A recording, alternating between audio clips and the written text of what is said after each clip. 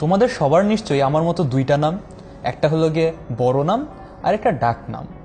এরকমভাবে মৌলেরও দুইটা নাম থাকে, একটা হলো গিয়ে আসল নাম আর একটা হলো মৌলের ডাক নাম।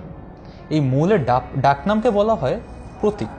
মনে করো হাইড্রোজেন একটা মৌল, এটা তো তোমরা সবাই চিনো।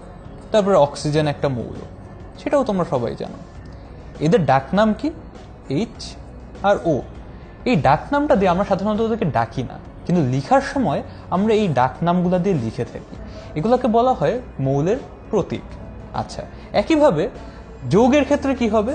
যৌগের ডাক নামকে বলা হয় সংকেত। আসলে ঠিক যৌগের ডাক নাম না, এটা হলো অণুর ডাক নাম। অণুর ডাক নাম কিভাবে? মনে করো দুইটা অক্সিজেন পরমাণু মিলে একটা অণু তৈরি করলো, এই যে O2, এটা কিন্তু অক্সিজেনের প্রতীক না, অক্সিজেনের সংকেত।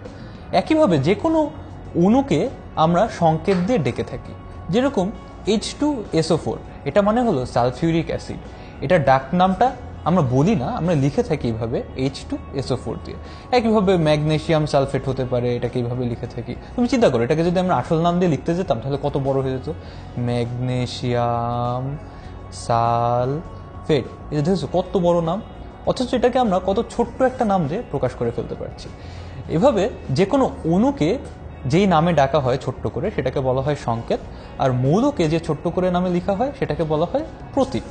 আচ্ছা, এখন আমরা দেখব আরেকটা বিষয় সম্পর্কে, সেটা হলো যোজনী। এই যোজনী জিনিসটা কি? যোজনীকে সহজভাবে বলা যায় মৌলের হাত। মৌলের হাত আবার কি? মৌলের হাত থাকে নাকি? থাকে।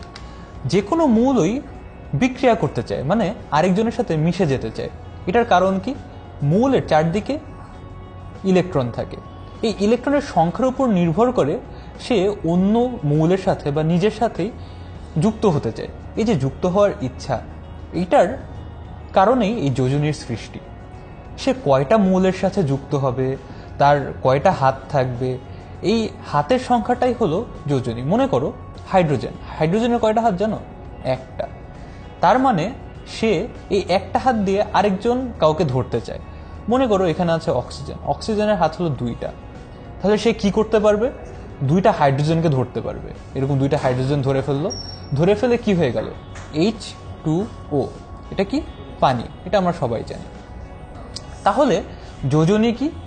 একটা মৌলের অন্য মৌলের সাথে যুক্ত হওয়ার জন্য যে একটা সংখ্যা দিয়ে প্রকাশ করা যায় সেটাকে বলা হয় যোজনী। যেরকম হাইড্রোজেনের যোজনী 1, অক্সিজেনের যোজনী 2, কার্বনের যোজনী 2 হতে পারে, আবার কার্বনের যোজনী 4ও হতে পারে। তার মানে সে দুইটা হাইড্রোজেনের সাথেও লেগে যেতে পারে, আবার চারটা হাইড্রোজেনের সাথে লেগে যেতে পারে।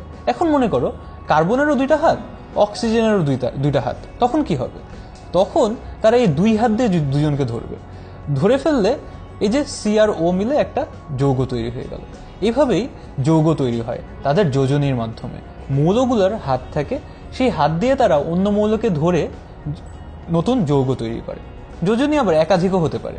এই যে কার্বনের দেখলে দুইটা হাত হতে পারে, চারটা হাত হতে পারে। একইভাবে সালফারেরও দুইটা হাত হতে পারে, চারটা হাত হতে পারে। আবার আয়রনের দুইটা হতে পারে, তিনটা হতে পারে। এগুলো তাদের গঠনের উপর নির্ভর করে। এই গঠনগুলো আমরা পরবর্তীতে দেখব। এরপরে আমরা জানবো যৌগমূলক সম্পর্কে। এই যৌগমূলক জিনিসটা কি? যৌগমূলক হলো বেস্ট ফ্রেন্ডস কিভাবে? এই যে নাইট্রোজেন আর চারটা হাইড্রোজেন, তারা মিলে তারা হলো নিজেদের মধ্যে সবচেয়ে ভালো বন্ধু। এই কারণে তারা একসাথে থাকতে পছন্দ করে, তারা আলাদা থাকতে চায় না। তারা একসাথে থেকে নিয়ে একটা মৌলের মতো কাজ করে। তার মানে কি হচ্ছে? কয়েকটা মৌল, এটা একটা মৌল, এটা একটা মৌল, এই মৌলগুলো নিজেরা যুক্ত হয়ে গিয়ে তারা দুইজন মিলে বা তিনজন মিলে একটা মৌলের মতো কাজ করে।